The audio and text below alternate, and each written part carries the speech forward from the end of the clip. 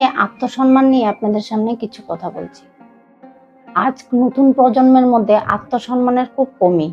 কেউ কেউ ভালো ভালো প্রলোভনের আশায় চলে যায়, সেই দিকে আত্মসম্মানের বিষয় ভাবে না, কিন্তু সে ভুলে যায় নিজের আত্মসম্মান রেখে কাজ না করলে ভবিষ্যতে সে বিপদে পড়তে পারে।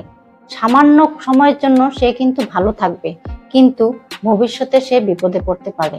আমি আমার চেনা জানা একজন দাদার কথাই বলছি। তার নাম রাহুল। সে উচ্চ পদে চাকরি করতো, কিন্তু তারও যে উচ্চ পদে একজন ছিল অফিসার, সে তাকে খালি প্রলোভন দিত, তাকে ওইসব বাজের দিকে যাওয়ার জন্য বলতো।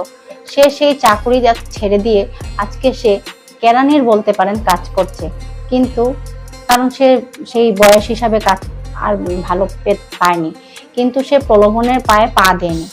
সে হয়তো কম রোজগারে কম খাচ্ছে, কম কম কিছু উপার্জন করছে, কিন্তু বিশ্বাস করেন আজ থেকে 4 দিন আগে তার সেই অফিসার কালা কামের জন্য, কালা টাকার জন্য ধরা পড়েছে। কিন্তু তার যা যা ছিল সবকিছুই আজ সরকারের করাফটেপে চলে গেছে। কিন্তু আমার সেই চেনা দাদা রাহুল, তার কিন্তু কিছু হয়নি। সে সসম্মানে আজও কাজ করছে বা সে চলছে। তাহলে আমি আপনাদেরকে সেটাই বলতে চাই, যখন কাজ করবেন তখন পয়সা পাবেন, টাকা পাবেন, কিন্তু ভবিষ্যতে আপনি ধরা পড়বেনই। তার জন্য নিজের আত্মসম্মানকে কোনোদিনও পাবেন না, বা আত্মসম্মানকে কোনোদিন নষ্ট করবেন না। কম রোজগার করেন, কম কম কিছু খান, কম সবাইকে নিয়ে ভালো থাকার চেষ্টা করবেন। আজকের প্রজন্ম খুব অল্পতেই ওরা অন্যদিকে পা দিয়ে দেয়।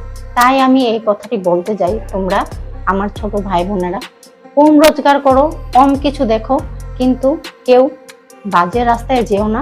নিজের আত্মসম্মানকে বজায় রেখে কাম করো। আজকের মতন এখানেই সমাপ্ত করলাম। কেমন লাগলো অল্প কমেন্টে জানাবেন।